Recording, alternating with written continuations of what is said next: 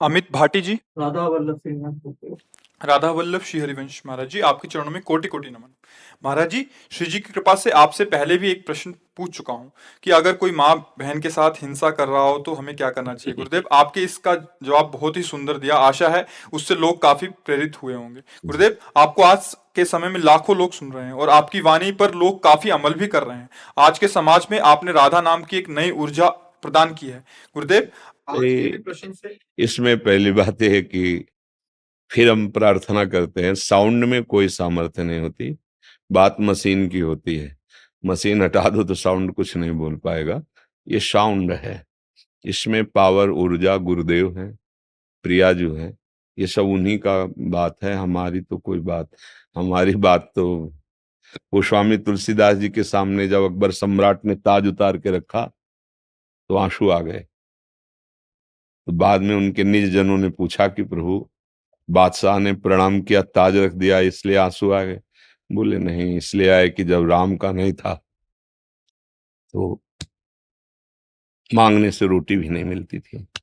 आज राम ने स्वीकार कर लिया तो बादशाह भी ताज उतार के रखता है। बात नहीं, उनकी स्वीकृति से है, अपने लोगों का क्या है। पूरा जीवन भिक्षुक जीवन, भला हमारी सामर्थ्य क्या कि हम राधा नाम की महिमा प्रकाशित कर सके? हमारी सामर्थ्य क्या हम किसी के अंतःकरण का परिवर्तन बस ये है कि करें, करावें आप सब और जने बढ़ाई दें जी। महाराज जी, आशा है कि आज के प्रश्न से भी काफी लोग कुछ सीखेंगे।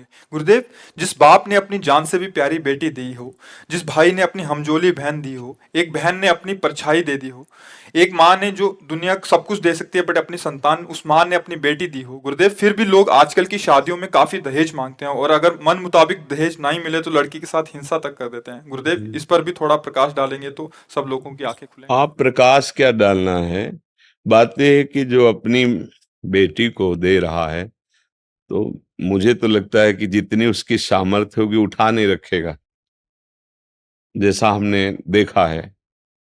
क्योंकि कहीं तो पैदा हुए हैं परिवार में ही, और देखा है कि जितनी अपनी सामर्थ्य होती है, बाप माँ और परिवार वो कर्जा लेके भी चाहता है, भले मांगो या ना मांगो, कि हम अच्छे से अच्छा अपनी बेटी का ब्याह करें, बारातियों का स्वागत करें। पर जब वर पक्ष के ये बात रख देते हैं कि इतने लाख या इतने, तो उस ममता भरे परिवार में विषमता पैदा हो जाती है कि इससे अच्छा है बेटी पैदा ना होती। ये जो आज गर्भ हत्याएं हमारे बहुत बड़े पाप की प्रवृत्ति बढ़ रही है, माताओं बहनों में भी समाज में भी, तो उसका कहीं ना कहीं काफी दोष इस दहेज प्रथा पर है।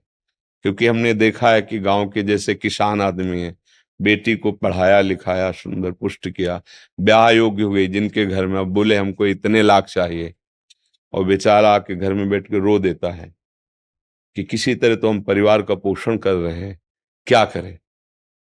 अब बेटी का ब्याह करना है, थोड़ा खान पान हो रहा हो जिस घर में, थोड़ा लड़का अच्छा हो, और वो इतने लाख मांग रहे हैं, और अपनी खेती पूरी जमींदार के यहाँ रख देता है, और ब्याज पे ब्याज वो लगा, मतलब कितना उसको अब क्या सोचेगा पड़ोसी जो देखा दशा कि यार इससे अच्छा मार दो। बुद्धि भ्रष्ट हो गई दहेज प्रथा के भय से। अच्छा, कुछ ऐसे हम वहां थे निम्बुआ घाट, गंगा जी के किनारे भ्रमण करते, फतेहपुर जिले में है। तो ऐसे संतों के पास तो आते रहते ना दर्शनार्थ या संभाषणार्थ। तो एक गृहस्थ ब्राह्मण परिवार के आते थे। तो अब जब मार्ग में चल रहे हैं तो कभी कोई ना कोई बात तो हो ही जाती है भागवतिक। तो अपनी बेटी को लाए थे, तो यहाँ सब जली हुई थी ऐसे पूरे, ऐसे इतना चेहरा ऐसे और सुंदर एकदम और अच्छे। तो वो जब आए तो दृष्टि तो जाती ना जैसे ऐसे, तो वो भयावही दृष्टि देखी तो उनका, इस बच्चे को क्या हो गया? तो उनका, महाराज इसका ब्याह किया था, जितनी हमारी सामर्थ्य थी, जितना उन्होंने मांगा था उतना दहेज दिया था। पर वो लोग, अब जो सुशील बच्ची थी, जब वो बता रहे थे तब उसके आंसू चल रहे थे उस बच्ची के। तो बोले फिर भी उन्होंने मांग की, हमने फिर भी दोबारा जो हमसे बना दिया। बोले तिवारा हमारी बच्ची को चारपाई में बांध करके आग लगा दी, चारपाई में बांध कर। और भगवान की लीला कि रस्सी का वो हिस्सा पहले टूटा जो ताकत लगा के उठने पर खुल जाए, वो पहले जला, जल रही थी वो भी, और भागी उस सीढ़ियों से चढ़ के उनके चाचा के घर में कूद गए। छप्पर होते ना आंगन में, छप्पर के सारे जे नीचे कूद, जे जलती उन्हें देखा तो कंबल आदि से ढका और उनके पास बंदूक थी कि अब नहीं, अब ये मेरी बेटी हो गई। उन्हीं के परिवार, अगर किसी ने इधर आंख उठाई तो गोली मार देंगे। वो बोले हमें सूचना दी गई, हम अपनी बेटी को ले ऐसे। अब बोलो ये राक्षस है या मनुष्य है? वो बेटी जिंदगी, अब उसके अंतरात्मा में जो उनके प्रति भाव आएगा वो उसे झेल नहीं पाएंगे चाहे जितना। तो कई तरह से दहेज प्रथा से बहुत हानि है। और हमें लगता है कि अगर तुम्हें सुंदर सुशील कन्या मिल जाए और उससे तुम्हारी वंश परंपरा, देशभक्ति, भगवत भक्ति, बुद्धिमान ऐश्वर्यवान पुत्र पैदा हो, वो अच्छा। या उसको इस तरह से परिवार को क्लेश देना, उस बच्ची को क्लेश देना, या वो परिवार वाला बच्ची जिसके है वो ये सोचने पर मजबूर हो जाए कि इससे तो अच्छा है कि हमारी बच्ची ना होती। तो ये दहेज प्रथा तो बहुत ही कहीं किसी भी तरह लाभदायक नहीं है, कहीं भी किसी भी। और जो इस तरह से दहेज लिया जाएगा वो लिख लो और उस परिवार की जांच कर लेना। कुछ वर्षों के बाद उस परिवार में ऐसा षड्यंत्र रचेगी माया कि शांति और सुख नहीं होगा, शांति सुख नहीं हो सकता। दूसरे को दुख देकर, जलाकर, क्लेशित करके आज तक कभी कोई सुखी नहीं हुआ है, ये पक्की बात है। और सबसे प्रार्थना है कि बेटियों की भावना में उनका गर्भ की हत्या कर देना, इस ये समझ लो आपके पास कोई प्रायश्चित नहीं इस पाप से हटने का। अरे आप पढ़ने लिखने दो। आजकल बहुत हमारे मतलब पढ़ाई लिखाई, तो कहीं ना कहीं वो कुछ ना कुछ करेंगे अपने हिसाब से।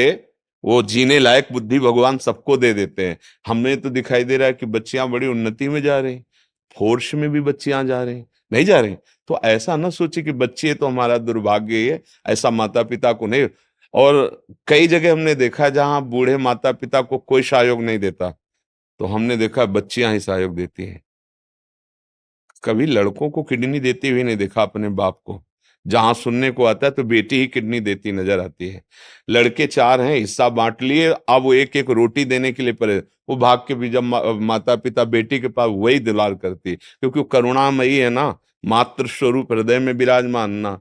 अच्छा बेटी नहीं होगी तो बेटा आसमान से पैदा हो जाएगा क्या है? सोचो चाहे करोड़ों का घर हो और एक स्त्री शरीर ना हो उस घर में, किसी काम का घर नहीं है, और मेहनत करके आते हो, भले 200 रुपया लाते हो और उस दैवी शक्ति के हाथ में रख दो, तुम्हारे पूरे परिवार का पोषण करेगी, किसी को भूखा नहीं रहने देगी, सबको वाणी के द्वारा, चेष्टाओं के द्वारा प्रसन्न रख। ये मात्र शक्ति है। इसके साथ ऐसी भावना करना कि तुम्हारे केवल चिन्ह का ही तो फर्क हुआ, तुम्हारी संतान पुरुष चिन्ह से युक्त हुई तो तुम इतने महान हो गए कि आप गाली दे रहे हो, आप उसको कष्ट दे रहे हो, आप पैसे ले रहे हो, और वो अपने पूरे जीवन को तुम्हारे को समर्पित किए। ये भारी दंडनीय अपराध है। यहां दंड अगर नहीं मिला ना तो तैयार रहो, फिर भगवान के शासन से फिर किसी को बचने का चांस नहीं मिलता। तिनकर काल रूप में भ्राता, बहुत बहुत सावधान। ये तो बहुत अच्छा प्रश्न आपने किया है, क्योंकि समाज के लिए बहुत सुधार। जिसने अपनी बच्ची हमें दे दी, अपना सर्वस्व दे दिया मानो, अब उससे हमें मांगने की जरूरत नहीं है। और भगवान, जब आप नहीं ऐसा दबाव डालोगे तो देने वाला वो है, वो ऐसा कुछ देगा कि एक घर में ब्याह हुआ हमारे परिचय का, उनके परिवार के जनों ने उनको अलग कर दिया क्योंकि उन्होंने दहेज नहीं दिया था, गरीब परिवार थे। तो अब उस लड़के ने राजी होकर ब्याह किया, क्योंकि कुछ लड़के ऐसे बुद्धिमान होते हैं कि अगर हमारा भाव बन रहा है, हमारे अनुकूल पड़ रहा है, तो हम धन लेके क्या करेंगे।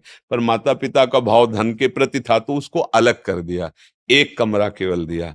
फिर इतना द्वेष बढ़ा परिवार का कि उसको जहर दे दिया, और वो विक्षिप्त हो गया, मरा तो नहीं पर पागल हो गया। तो अब उसकी लड़की की दशा, सब कुछ परिवार वालों ने ले लिया, एक कमरा दे दिया, 1-2 बीघा जो खेती वो करने लायक नहीं, क्योंकि रोड में वो बैठा। अब जो उसकी संतानें हुई थी, आज ऐसी हाई ऊंची डिपार्टमेंट में है कि गांव ऊपर मकान बना हुआ है, और वो जब आते हैं ना तो गाड़ियों से आते जिनके खाने का नहीं था। धर्म से चले ना तो आज पिता, वो जो पागल पिता है ना, ऐसे गोद में रख रहे हैं बच्चे उनकी सेवा में, और जो माँ घरों में काम करके अपने बच्चों को पढ़ाया ना, हाँ, कोई एयरफोर्स में है, कोई ये थल सेना इसमें इसमें है, मतलब कई तो फोर्स में है, और इतने विद्वान हैं कि जो आचार्य महर्षि महर्षि योगी के उसके आचार्य हैं वो, और उनमें पढ़ा रहे हैं छोटे छोटे बच्चे जो थे, वो अच्छी बहुत, तो भगवान दिया ना, देखो अच्छी पदवियां दे दी, अच्छा। और वो जो घर वाले हैं वो उसी की स्थिति में पड़े। अगर भगवान देंगे ना तो आप महान बन जाओगे, और किसी भी जीव को सताना, फिर वो तुम्हारी शरणागत हुई है, पाणी ग्रहण तुमने किया, तुम्हारे घर में आए, कितने राक्षसी स्वभाव के होते हैं। घर में आए हुए, एक शरण में आए हुए एक कबूतर के लिए महाराज शिवी ने अपने शरीर का मांस चढ़ा दिया, और वो कन्या आई है तुम्हारे घर में अपने माता पिता मानकर, अपना भाव रख करके, तो उसको ये समझना चाहिए कि बहुत बड़ी लक्ष्मी हमारे घर आ गई है, अब इससे जो संतान होगी कुल परंपरा चलेगी। तो ये दहेज प्रथा तो बिल्कुल ही, इस पर सरकारी शासन भी होना चाहिए, और सामाजिक खुद हमारी ऐसी स्थिति होनी चाहिए कि हमें चाहिए कि हम अपने धन से संतुष्ट रहे। आपने कन्या दे दिया, बहुत सुंदर बात है, अब हमारा खुद भाग्य आगे काम करेगा, हमें आपसे नहीं चाहिए। और हमने देखा है कि माता पिता, ऐसे बात अलग है कोई दुष्ट स्वभाव का हो, नहीं, वो कोशिश करते हैं मैं क्या दे दूं अपनी बेटी को, पक्का, ये पक्का है। हाँ, मतलब जब बेटी विदा होती है ना, जनक जी के भी आंसू आ गए थे जब सिया जी को विदा कर रहे। कोई भी ऐसा पिता लें जिसके हृदय में, तो वो काहे को रखेगा, अपने जो जितनी सामर्थ्य उतना तो दे ही देगा। तो इसलिए मुझे लगता है दहेज नहीं मांगना चाहिए, दहेज देने के भय से गर्भ में बेटी की हत्या नहीं करनी चाहिए। वो आज का समय देखो, आज का समय ऐसा है कि बेटी, देखो हमारे राष्ट्र में तो बेटी ही राष्ट्रपति है। हमारे देश के राष्ट्रपति कौन है? है नहीं, मतलब राष्ट्र के स्वामित्व का जो प्रथम पद है वो देवी बैठी हुई है, शक्ति तो बैठी हुई है। अगर बिटिया पढ़ लिख गई तो राष्ट्रपति भी बन सकती है। तुम उस बिटिया को समझो कि लड़का ही भारत की सेवा कर सकता, राष्ट्रपति है, राष्ट्रपति पद पे नाम तो हमें याद है ना। तो आप सोचो, देखो कितनी सुंदर बात, हमारे राष्ट्र के प्रधान पद पर देवी बैठी हुई है। तो हमें चाहिए कि हम अपनी पुत्री को पढ़ाएं लिखाएं, सुशील, आज के वातावरण की गंदगी से दूर बचाएं, और फिर भगवान चाहेंगे तो आज की, देखो आज की पढ़ी लिखी बच्चियां ऐसी है ना कि वो अपनी सामर्थ्य से जी सकती हैं। धीरे धीरे भगवान भी ऐसी उन्नति उनकी कर रहे हैं मानसिकता की कि फिर अच्छे से, हाँ, माता जी के कई रूप हैं हमारी। फिर एक जो रूप है ना प्रचंड दंड देने वाला, फिर वो रूप जब प्रेरित कर देती है ना, तो फिर नचनी नाच नचा लेती है उस परिवार को, नचा देती है।